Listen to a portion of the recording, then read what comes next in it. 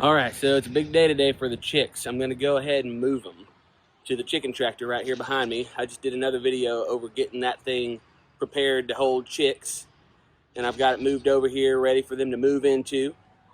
About to start moving them. The main reason I'm moving them today is it's a little early. It's not quite 3 weeks. People recommend 3 weeks before you move them to chicken tractor, but they're maybe, let's see, I got them on a Wednesday. This is a Thursday, so they're just over 2 weeks. They were probably hatched on a Monday or Tuesday, probably a Tuesday, but I got a couple reasons. The brooder's just getting too messy too quick. I can't keep up with it. Number two, we went out this morning and I had lost a chick. So we are down to 30. And I don't know if it's because of the brooder size or what could have killed it. It didn't look like a predator. It had all its body parts, but I just think the brooder is getting a little too crowded, so that could be causing issues. And then I guess probably the third issue, I don't know what I'm on now, I don't count my bullet points, but their waterer. I've got a larger waterer right here, you can kind of see it right there. And the little one that I've been using for them, I'll fill it up and put it in there, and they crowd it and jostle it around and spill all the water, and then they're out of water 10 minutes later. So I can't keep water in there, and that one that I just showed y'all is too big to put in the brooder. So with it being hot and summer here, I think it's very important that they have plenty of water. So I'm going to go ahead and move them into this chicken tractor because it's definitely big enough to accommodate a larger waterer. And they'll have more space, and then if they get the ground too dirty, I can just move the chicken tractor rather than having to clean out the brooder like I have been.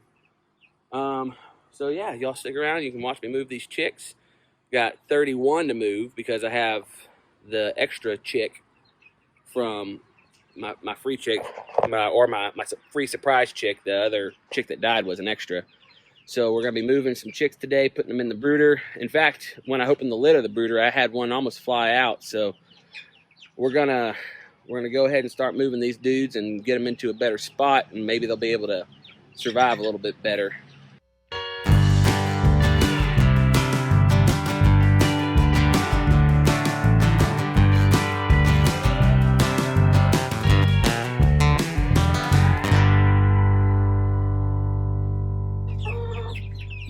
Told you I'd come in here and they'd have their heads poked out. I don't know what they're doing, but also that's another good reason maybe to move them into the tractor, because they're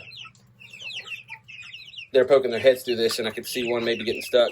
Here's technically this would be a better day to do a 2-week update because they're absolutely 2 weeks old, but they're dry in it now, so they don't look as ugly as they did in my other video. But we're going to go ahead and move them out, get them on grass, and get them a better watering setup so that they ain't thirsty. And yeah.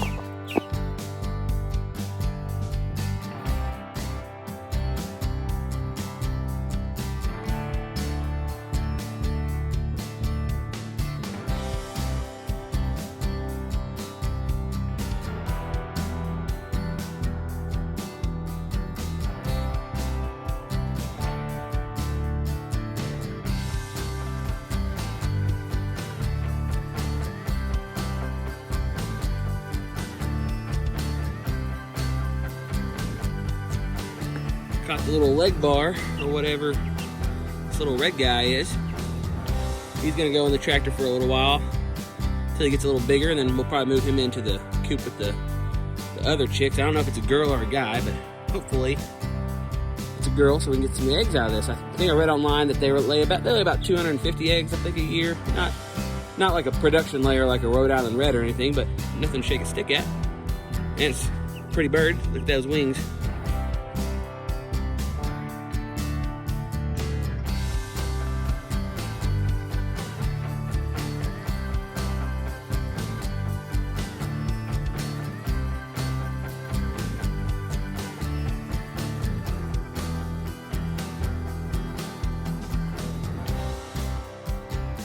All right, they're all moved.